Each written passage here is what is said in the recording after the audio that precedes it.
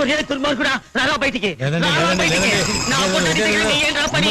నేను మంచి వాడండి టెలిఫోన్ కనెక్షన్ ఇస్తాను పోలీసులు మా ఇంటికి వచ్చా నేను ఇక్కడే ఉన్నానండి